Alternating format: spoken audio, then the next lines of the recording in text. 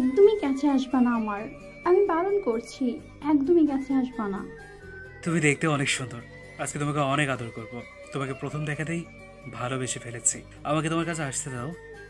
বললাম তো কাছে আসবা না তুমি, বারণ করেছি, চুপচাপ শুনবা। কেন, আমাকে কি তোমার পছন্দ হয়নি? কখন বললাম পছন্দ হয়নি? হয়েছে তো, তারপরও তুমি আমার কাছে আসবা না। তুমি আমার বউ, তোমাকে আদর করব, তোমাকে স্পর্শ করব, তোমার সাথে রোম্যান্স করব, অথচ তুমি বারণ করছো। কেন করছো? সমস্যা কোথায়? অনেক সমস্যা, আমার দিকে এখন নজর দিবা না। দিবা না মানে দিবা না, ব্যাস। আসো বউ, কাছে আসো, একটু আদর করি, জড়িয়ে ধরি তোমাকে। নীরব কথাটা বলেই নিশিকে জড়িয়ে ধরল। নিশি নিজেকে ছাড়িয়ে না নিলে অসুস্থ বোধ করছে নীরবের স্পর্শে। নীরব নিশিকে জড়িয়ে ধরার পর নিশির ঠোঁটে কিস করে। নিশি তখন মৃদু রাগ দেখিয়ে বলে, একদমই কিন্তু দুষ্টুমি করবো না, বলে দিলাম, অনেক হয়েছে। কি বলো গো? আমার সুন্দরী বসে যদি দুষ্টুমি না করি তাহলে কার সাথে করবো গো? বাসায় ভাই ভাবির সাথে বুঝি? তাহলে তোমার সাথে দুষ্টুমি করবো গো? আমি তোমাকে বারণ করেছি না, কাছে আসবে না, কিস করবো না, কোথাও হাত দেবো না, বলে দিলাম। আচ্ছা, একভাবে কিস করবো না, তবে মাঝে মধ্যে তো একটু চুমু খেতে দেবা নাকি? কপালে চুমু দেবো, ছোটও দেবো, কোমরেও দেবো। তুমি বলছো না, এমন করলে পরে কিন্তু আমাকে আর কাছে সাহস, আমাকে নাকি কাছে আসতে দেবে? দেখা যাবে কে কার কাছে আসতে না দেয়। হ্যাঁ, তুমি নিজেই পারবা না আমার কাছে না আসে থাকতে, নিজেই আদর খাইতে চলে আসবা। তোমার কি মনে হয় আমি আদর খেতে চলে আসবো? আমার এতই উত্তেজনা উঠে গেছে ফাজিল। নীরব নিশির কথায় কান দেয় না। নিশির নিশি কিছুটা আবেগ আপ্লুত হয়, কিন্তু তারপরও আজ সে নীরবের থেকে দূরে থাকবে। নীরব নিশির হাতে চুমু খেয়ে বলে, তোমার তথ্য জানা আমার কবে বাসর হবে, কবে ইয়ে করবো, সেসব কথা তুমিই তো বলতা। এসব অপমান দিতে পারলে তুমি? ওরে ঠং করে রে মেয়েটা, নিজে বাসর করার জন্য দিন রাত কান ঝালাপালা করে দেয়, এখন এসছে ভাব দিতে।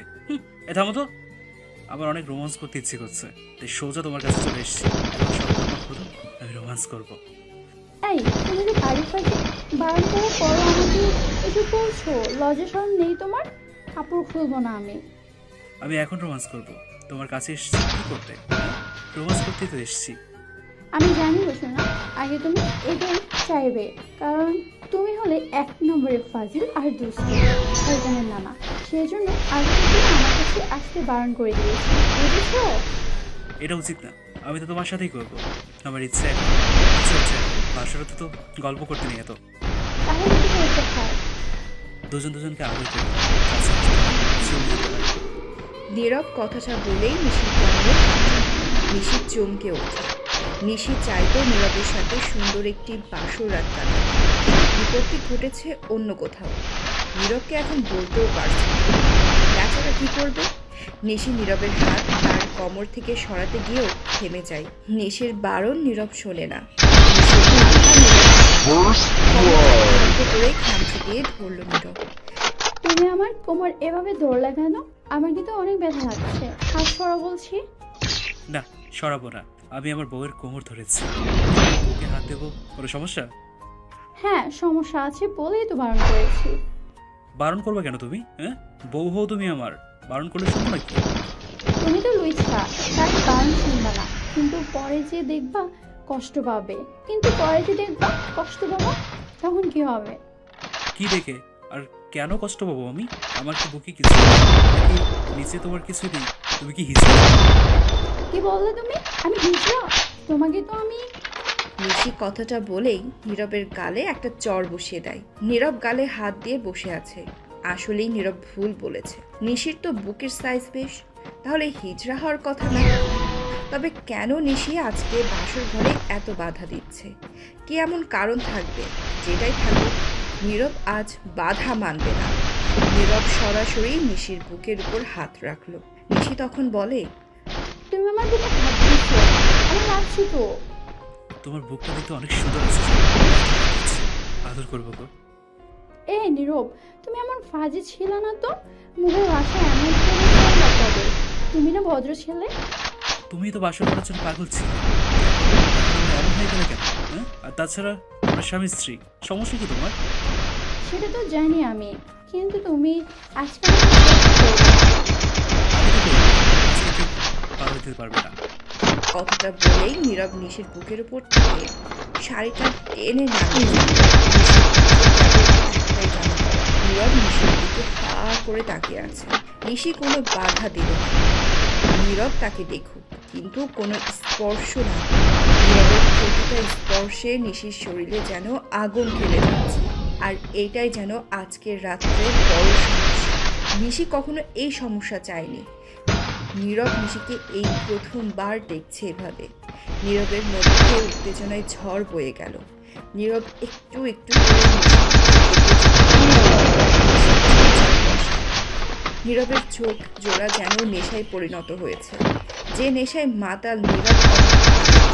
নিশি নীরবের চোখের চাহনি বুঝতে পেরেছে, কিন্তু সেভাবে নিষেধ কিছুই করার নেই। তবে নীরবের এমন উত্তেজিত কিছুটা ভয় পাচ্ছে। ভয়ের পিছনে বিশেষ একটা কারণ থাকলেও নীরব সেই কারণটা জানে। নিশি নিজের বুকে হাত রেখে নীরবের আড়াল করার বিষাক্ত রাক্ষসের কাছে যেন সেটা নিছক আড়াল করা বই আর কিছু না। নিশি একটু করে পেছাতে থাকে, নীরবকে আরো নীরব, আজকে রাতে আমি তো অন্তত কয়েকটা দিন আমার কাছে ঘেসবে না তুমি। নিশ্চয়ই ডাকবো।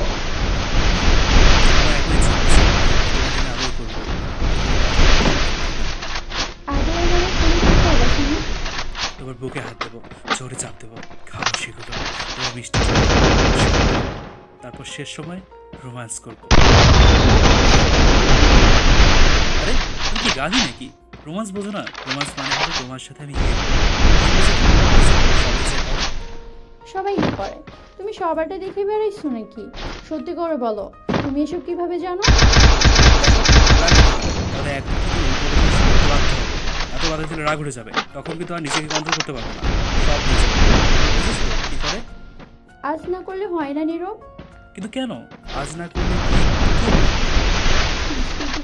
তোমার হ্যাঁ, বাসরতে বউকে আদর করে সব বড়েরা, আমিও করব। এতে তো প্রশ্ন করার কি আছে? সত্যি করে বলো তো, তুমি এখন পছন্দ করোনি? তুমি কি কাউকে ভালোবাসো? এসব কোনো কারণে নেই। আমার তো তোমাকে পছন্দ, কিন্তু তুমি বুঝতে পারছো না। আমি বুঝতে পারছি। আমার লজ্জা আদর করতে দিবা না? আরে এটা কি বলতে পারছো না? বলো বলো। আমি বলতে পারবো না, আমার অনেক লজ্জা করছে। বলবা কি না বলো, নাহলে আমি কিন্তু আর বাধা শুনবো না। আচ্ছা বলছি। নিশি লজ্জা পাচ্ছে। নীরব নীরব বুঝতে পারছে হঠাৎ নিশির কি হলো। নতুন বিয়ে করে একটু আগেই বউকে ঘরে এনেছে, আর তারপর তো রোম্যান্স করতেই হবে। কিন্তু নীরব যতবার নিশির কাছে আসতে চায়, নিশি ততবারই বারণ করেছে। এটা নীরব কিছুতেই মেনে নিতে পারছে না।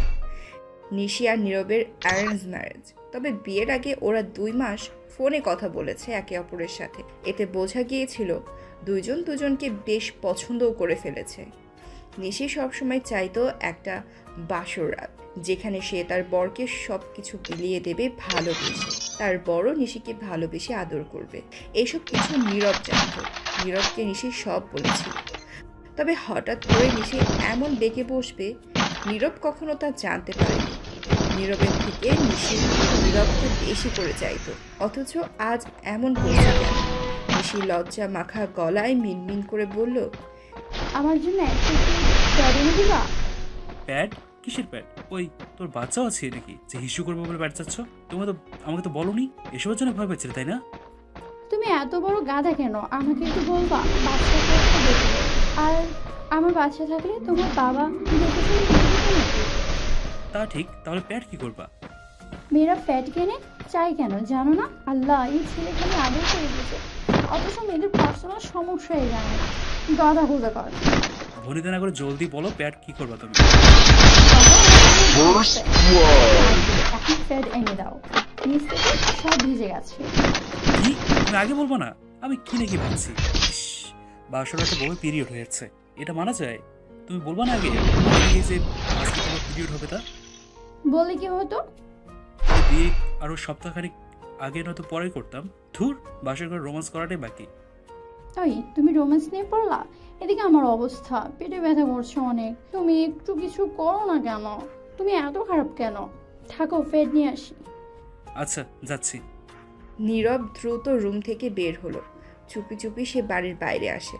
তারপর সোজা ফার্মেসিতে গিয়ে 2-3 প্যাকেট প্যাড আনলো। নিশির কাছে দিতেই নিশি যেন হাঁপ ছেড়ে বাঁচে।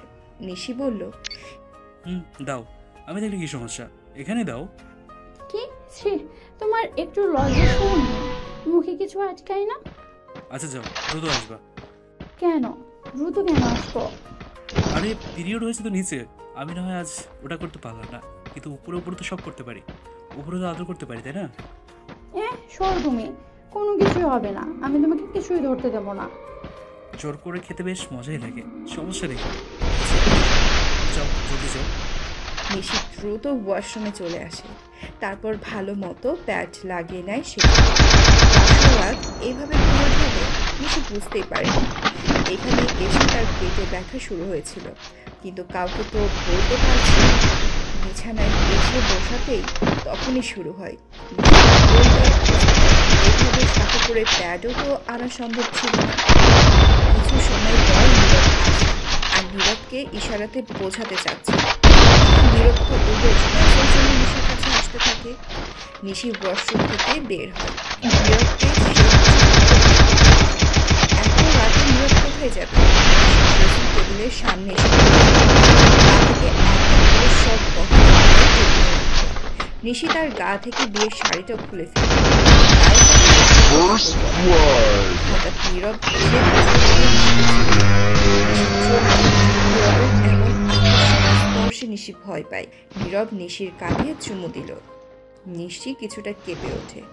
নীরব নিশির পেটে হাত বোলাতে থাকে। আস্তে আস্তে সেই হাত নিশির বুকের দিকে এগিয়ে আসতে শুরু করেছে। এসব কি হচ্ছে? ছাড় বলছি।